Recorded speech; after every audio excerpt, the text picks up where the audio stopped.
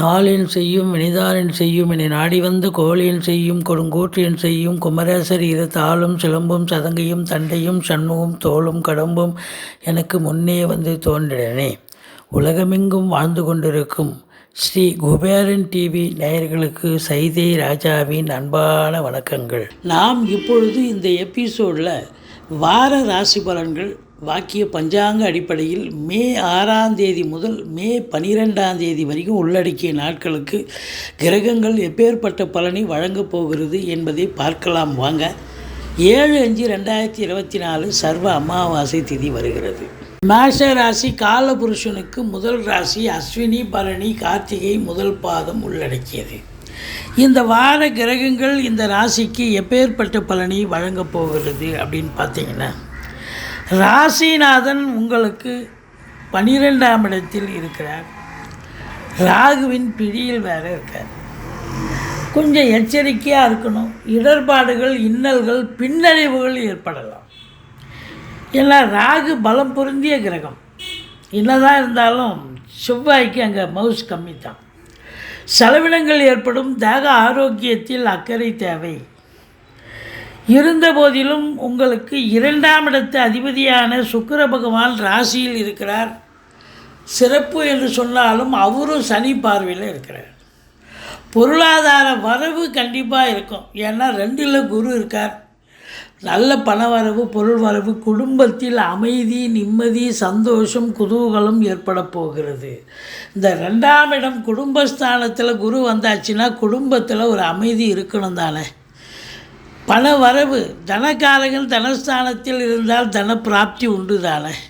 அப்போ இந்த குரு பகவான் இந்த மேஷ ராசிக்கு பல அற்புதங்களை செய்ய போகிறார். பொருளாதாரத்தில் நல்ல ஒரு திருப்திகரமான ஒரு சூழல், நல்ல கொடுக்கல் வாங்கல், ஃபைனான்ஸையே தொழிலாக செய்யக்கூடியவர்கள் ரொம்ப சிறப்பாக உன்னத நடை, ராஜநடை போடக்கூடிய காலகட்டம்.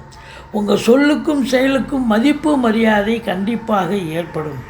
மற்றபடி உங்களை பொறுத்தவரையிலையும் இந்த 5ஆம் இடத்தை குரு பார்க்கிறார் அப்படின்னு இவ்வளோ நாளாக இருந்துச்சு. இப்போது 5ஆம் இடத்தை சனி பார்க்கிறார். 5ஆம் இடத்தை சனி பார்த்தால் பூர்வீகத்தில் ஏதாவது பிரச்சனைகள் வரும். பூர்வீகம் தொடர்பான விஷயங்கள், சொத்து பத்தில் ஏதாவது பிரச்சனைகள் வரும். பிள்ளைகளுக்கு இடர்பாடுகள் இருக்கும். பிள்ளைகளுக்கும் உங்களுக்கும் கருத்து வேறுபாடு வரும். சந்தோஷ குறைவு ஏற்படும். அதாவது சீட்டாட்டம், race, lottery, speculation, share market போன்ற இனங்களில் ஈடுபாடு காட்டுபவர்கள் எச்சரிக்கையாக இருக்க வேண்டிய காலம். மற்றபடி சந்தோஷ குறைவு நிச்சயமாக இந்த வாரம் இந்த மேஷராசியில் பிறந்தவர்களுக்கு ஏற்படும். இந்த 6ஆம் இடத்தை குரு பார்க்கிறார். எதிரிகள் ஓடி ஒளிவார்கள். கடன் சுமை படிப்படியாக குறையும். கோர்ட்டில் கேஸு தான் இருந்தால் சாதகமாக தீர்ப்பு வரும். வெளிநாடு போகணும்னு நினைக்கிறவங்க தாராளமாக போகலாம். நல்லதே நடக்கக்கூடிய ஒரு சூழல். மற்றபடி 7ஆம் இடத்தை குரு பார்த்திருந்தார். இப்போ 7ஆம் இடத்தை கிரகங்கள் சுக்கிரன் 7 சுக்கிரன் பார்க்குறார். அப்போது ஓரளவுக்கு கணவன் மனைவிக்குள்ள ஒரு அண்டர்ஸ்டாண்டிங், ஒற்றுமை, சந்தோஷம், குதூகலம் ஏற்படும். 8ஆம் இடத்தை சனியும் பார்க்குறார், குருவும் பார்க்குறார். அசிங்கம், அவமானங்கள் ஏற்படணும்னு விதி இருந்தாலும் குரு பார்வை இருப்பதால் ஓரளவுக்கு சமாளித்து கொள்வீர்கள். அதனால் மாறாக திடீர் அதிர்ஷ்ட வாய்ப்புகள் தேடி வரக்கூடிய ஒரு அமைப்பு. வரா கடன்கள் வசூலாகும். உங்களுக்கு வேலை தொழில் பண்ணுற இடத்துல சில பேர் காசு ரொம்ப நாளாக பெண்டிங் வச்சுருப்பாங்க, பேலன்ஸு. அதெல்லாம் இப்போ தேடிக்கிட்டு வரக்கூடிய ஒரு அமைப்பு இருக்குது அப்படின்னு சொல்லலாம். மற்றபடி உங்களுக்கு குரு பகவான் 10ஆம் இடத்தை பார்ப்பது என்பது மிக மிக சிறப்பு. இந்த மேஷ ராசியில் பிறந்த அன்பர்கள் வேலைக்கு, அதாவது படித்து முடித்த இளைஞர்கள் வேலைக்கு முயற்சி பண்ணலாம். எந்த நிறுவனத்தில் சேரணுமோ அந்த நிறுவனத்துக்குள்ளே வேலை வாய்ப்பு கிடைக்கும். இல்லை உங்கள் பிறப்பு ஜாதகத்தை ஒரு ஜோசியர்கிட்ட அணுகி தொழில் பண்ணலான்னு நினச்சிங்கன்னா, தொழில் பண்ண சொன்னார்னா தொழில் பண்ணலாம். நம்பி கடன் வாங்கி தொழிலில் போடுங்க, தொழில் நல்ல அபிவிருத்தியாகும். 11ஆம் இடத்து அதிபதி சனி 11இல் நல்ல ஆட்சி பீடம் மூலத்திரிகோண வீட்டில் இருக்கிறார். சூப்பர். ஸோ மொத்தத்தில் பார்க்கும் பொழுது பூமிக்கு அடியில், அதாவது நிலக்கரி சுரங்கம், பெட்ரோலியம் ப்ராடக்ட், மற்றபடி விவசாயம் சார்ந்த பிரிவுகள், அந்த இரும்பு சார்ந்த பொருட்களை உபயோகப்படுத்தக்கூடிய சாதாரண லேத் ஃபேக்ட்ரியிலிருந்து பெரிய கம்பெனி வரைக்கும் பார்த்திங்கன்னா ரொம்ப சிறப்பாக இயங்கக்கூடிய காலகட்டம். தொழிலாளிக்கும் முதலாளிக்கும் ஒரு அன்னோன்யம் ஏற்பட்டு தொழிலாளிகள் மிக சிறப்பாக சந்தோஷமாக வேலை பார்க்கக்கூடிய காலகட்டம்.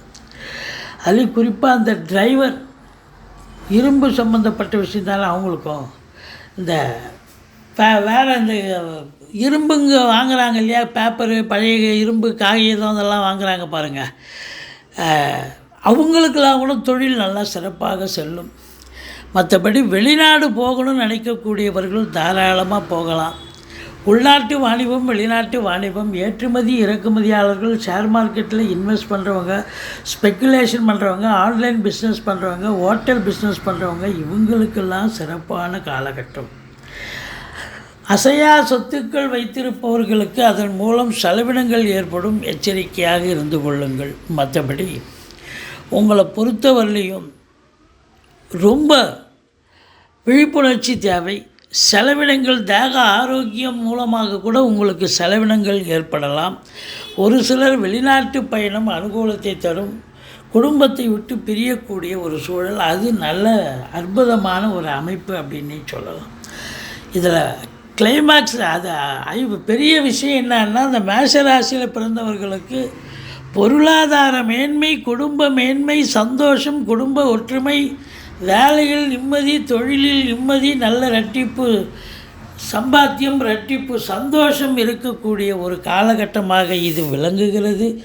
முருகப்பெருமானை வணங்குங்கள், கந்த சஷ்டி கவசம் சொல்லுங்கள். ராகு 12இல் இருக்கிறதால உங்களை பொறுத்தவரையிலையும் துர்க்கையை வழிபாடு செய்யுங்கள். இந்த வாரம் மேஷராசியில் பிறந்தவர்களுக்கு பொருளாதார மேன்மை, பண வரவு, குடும்ப நிம்மதி, சந்தோஷம் நிச்சயமாக அமையப்போகிறது. ஸ்ரீ குபேரன் டிவியை பார்த்தமைக்கு நன்றிகள். மேலும் இது போன்ற தகவல்களை தெரிந்து கொள்ள ஸ்ரீ குபேரன் டிவியை சப்ஸ்கிரைப் செய்யுங்கள். மறக்காமல் பெல் ஐக்கானை கிளிக் செய்யுங்கள்.